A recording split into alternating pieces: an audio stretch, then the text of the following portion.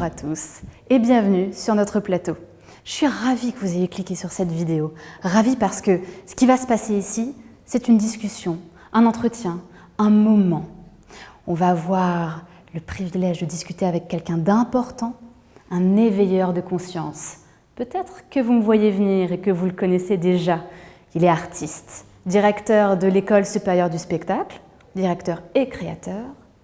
Il est également chorégraphe, metteur en scène, écrivain, coach, accompagnateur de vie, accompagnateur d'artistes. On reçoit Christian Pagès. Bonjour Otavia. Bonjour Chris. Bonsoir, bon après-midi, bonne nuit. As-tu bien dormi? Oui, oui, et toi? Ça va. Écoute, pour être franche, on dort toujours très bien. Bien. À condition de bien respirer, je trouve. L'important c'est de rêver surtout. Oui, il paraît rêver. que les rêves sont des portes ouvertes À la vie.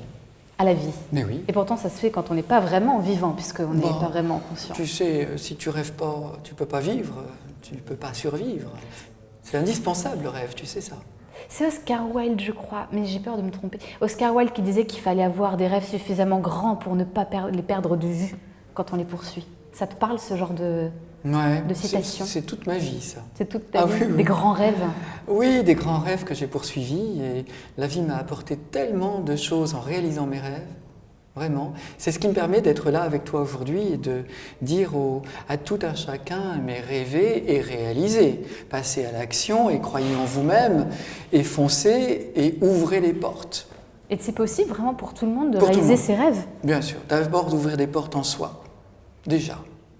Ah d'accord. Et oui. Donc avant de se projeter dans une décapotable en train de rouler, je ne sais pas... Se projeter, tu sais, je sais que j'aime pas trop ce terme. Ah bon? Ben oui, tu te souviens du travail qu'on a fait sur la voix, par exemple. Oui. Pour moi, on ne projette pas une voix. Pour moi, on intègre, on fait en soi.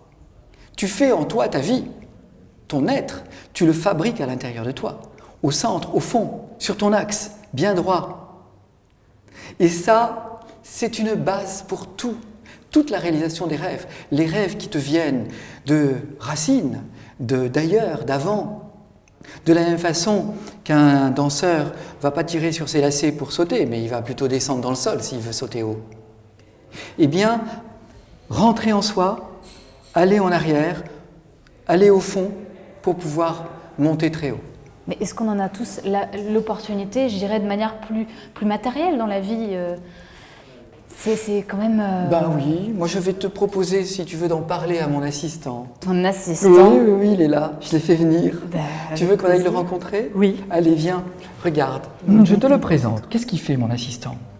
Eh bien, il va dans l'ancrage, Oui, dans le centre de la Terre. oui. En même temps, il part dans ses racines, bien loin en arrière. Peut-être dans son passé, peut-être dans des rêves, peut-être qu'il va tout simplement dans son ascendance, en tout cas très loin derrière. Et alors, comme il est en même temps en extension, c'est-à-dire en opposition, eh bien, il va pouvoir, en restant là, aller loin devant. C'est ce qu'on fait avec une voix, c'est ce qu'on fait quand tu danses, que tu te centres, que tu t'ancres, que tu restes bien en toi et que tu fabriques en toi ton mouvement, ton expression, ton geste, quel qu'il soit, un regard qui est ancré au centre de toi, ou ta voix qui peut-être est tout simplement ventralisée, ou ta respiration qui est au fond et le plus bas possible.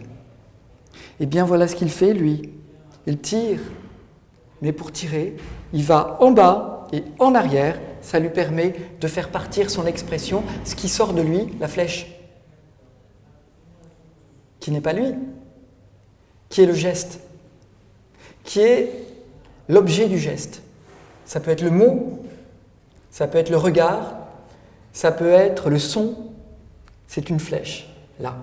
C'est une expression à Oui. un moment donné. Voilà, une pression Donc, qui s'échappe. ça regarde tout un chacun finalement, cette posture, parce que tu dis vers l'arrière, c'est aussi vers le passé, mais il va vers le futur en étant ancré dans le présent.